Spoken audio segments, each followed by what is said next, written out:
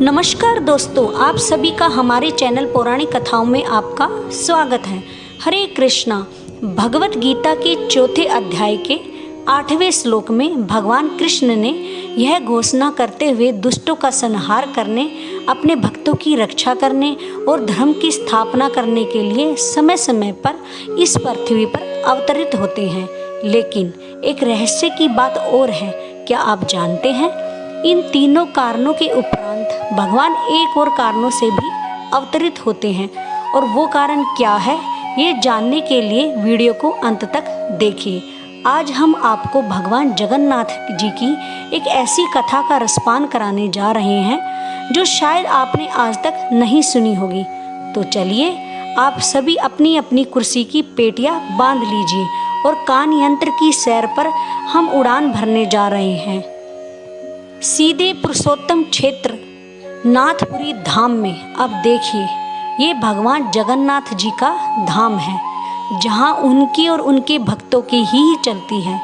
इसलिए इस कथा के दौरान इस धाम में यदि आपको कोई भी आश्चर्यजनक वस्तु दिखाई या सुनाई दे तो घबराइएगा मत। अब आप पूछोगे क्यों?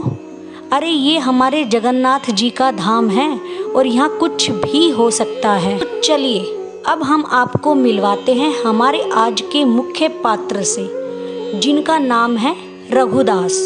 ये भगवान जगन्नाथ जी के महान और प्रिय भक्त हैं, जो भगवान जगन्नाथ जी के मंदिर के सिंह द्वार पर रहते हैं। वैसे तो रघुनाथ भगवान रामचंद्र जी के बहुत बड़े भक्त हैं, लेकिन एक दिन क्या हुआ कि वे भगवान जगन्नाथ जी का दर्शन करने गए तो जगन्नाथ जी के गर्भगृह में भगवान राम, लक्ष्मण और सीता जी के दर्शन हुए। बस तब से उन्हें विश्वास हो गया कि भगवान राम और भगवान जगन्नाथ जी में कोई अंतर नहीं। और बस फिर क्या, उनका भगवान जगन्नाथ जी के प्रति उनका साख्य भाव दिन प्रतिदिन बढ़ता गया। और आपको पता है, ये तो सिर्फ शुरुआत ही थी, आगे आगे बहुत कुछ होने वाला है, इसलिए ध्यान से सुनिएगा। एक दिन रघुनाथ ने भगवान जगन्नाथ जी के लिए एक सुंदर फूलों का हार बनाया और भगवान को चढ़ाने के लिए पुजारी को दिया। लेकिन समस्या ये हो गई कि इस हार को जिस धागे में पिरोया गया था, वो धागा केले के पेड़ की छाल से बना हुआ था। उस समय इन चीज़ों का प्रयोग मंदिर में वर्जित था, इसलिए पुजारी जी ने लेने से मना कर दिया। और ये सब देखकर रघुदास को बहुत बुरा लगा। उसी उदासीन अवस्था में वो मंदिर से बाहर आ गई। अब देखिए, हमने कहा था ना, ये तो हमारे जगन्नाथ जी हैं, जो अपने भक्तों की प्रत्येक मनोस्थिति को भली भांति जानते हैं। तो बस वही हुआ। संध्या आरती करने के बाद भगवान को शयन कराने से पहले एक विशेष श्रृंगार किया जाता है। उसे बड़ा श्रृंगार वेश कहा जाता है। जब पुजारी जी भगवान का यह श्रृंगार करने लगे तो एक चमत्कार हुआ। पुजारी जी भगवान के शरीर को फूलों से सजा रहे थे, किंतु एक भी फूल उनके शरीर पर नहीं टिक रहा था। बार बार पुजारी जी प्रयास कर रहे थे, पर फूल नीचे गिरते जा रहे थे। और ये देखकर सभी पुजारी चिंतित हो गए। उन्हें लगा कि शायद ही हमसे कोई अपराध हो गया है। इसलिए सब ने मिलकर निश्चय किया कि जब तक भगवान हमें प्रकट होकर नहीं बताएंगे, तब तक हम यहीं मंदिर में रहेंगे और उपवास करेंगे। और सही भी था। और भगवान मुख्य पुजारी के सवपन में आए और उनको डांटते हुए कहा कि मेरा प्रिय भक्त रघुदास एक सुंदर फूलों का हार लेकर आया था। उसने इतने प्रेम और भक्ति के साथ ये हार बनाया था और तुमने उसका अस्वीकार कर दिया। क्या तुम्हें उसका प्रेम दिखाई नहीं दिया? मेरा प्रिय भक्त अब वह घर में उदास मन से लेटा हुआ है। जब तक मेरे भक्त की इच्छा पूरी ना हो जाए, तब तक मैं कैसे सुखपूर्वक शयन कर सकता हूँ। जैसे ही भगवान ने ये कहा, पुजारी तुरंत उठ गया और ये सारा वृतांत सारे पुजारी को कह सुनाया। उसके पश्चात सभी पुजारी रघुदास के घर गए। वहाँ जाकर उन्होंने रघुदास से क्षमा मांगी और भगवान के लिए वो फूलों का हार देने के लिए कहा। जब रघुनाथ ने ये सुना तो वह अत्यंत हर्षित हो गए और ये सोचकर कि आखिर भगवान जगन्नाथ जी ने उनका हार स्वीकार किया। रघुनाथ के जीवन का कुछ ऐसा ही और भाव विभोर कर देने वाला प्रसंग हम सुनते हैं। एक बार रघुदास अत्यंत बीमार हो गए।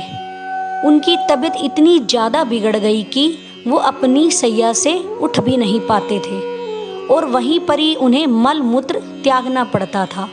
इस कारण आसपास का स्थान अत्यंत दुर्गंधमय हो गया।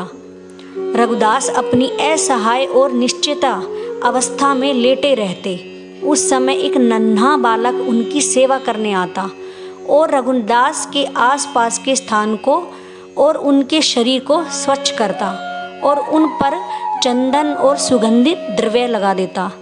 कुछ दिन बाद रघुदास अपनी चेतना में आए तो उन्हें अत्यंत आश्चर्य हुआ, क्योंकि इस हालत में उनकी सेवा करने वाला वह बालक कोई और नहीं, स्वयं भगवान जगन्नाथ जी ही थे। ये देखकर अत्यंत आर्द्रवाणी में रघुदास ने भगवान से कहा, हे प्रिय प्रभु, ये आपने क्या किया? मेरे जैसे तुच्छ जीव की सेवा करके मुझे अपराधी बना दिया। आपकी तरफ से सेवा लेकर आज मैं अधिक पापी बन गया हूँ। आप तो संपूर्ण जगत के नाथ हैं। यदि आप चाहते तो एक क्षण में मेरी बीमारी को खत्म कर सकते थे, फिर आप मुझे ठीक करने के बजाय मेरी सेवा क्यों करते रहे? प्रभु भगवान ने कहा, हाँ, मैं तुम्हें अवश्य ठीक कर सकता था, लेकिन मैं चाहता था कि तुम्हारे सारे प्रारब्ध और कर्म इसी जन्म में समाप्त हो जाए, जिससे इस शरीर का त्याग करने के पश्चात तुम सीधा मेरे पास मेरे धाम में आ सको। जिस प्रकार मेरे भक्तों को मेरी सेवा करने में आनंद आता है, उसी प्रकार मुझे भी अपने भक्तों की सेवा करने में अत्यंत आनंद प्राप्त होता है। और इस प्रकार भगवान जगन्नाथ और रघुदास जी के बीच मधुर लीलाओं का आदान प्रदान चलता रहा। क्या आपको भगवान के इस धरातल पर अवतरित होने का चौथा कारण मिल गया? जी हाँ, भगवान अपने भक्तों के साथ मधुर लीलाओं का आदान प्रदान करने के लिए भी उनके प्रकार का इस पृथ्वी पर आते हैं। प्राचीन काल से वर्तमान समय तक संपूर्ण कालखंड में ऐसे कई महान भक्त हुए, जिनकी भक्ति और प्रेम से आकर्षित होकर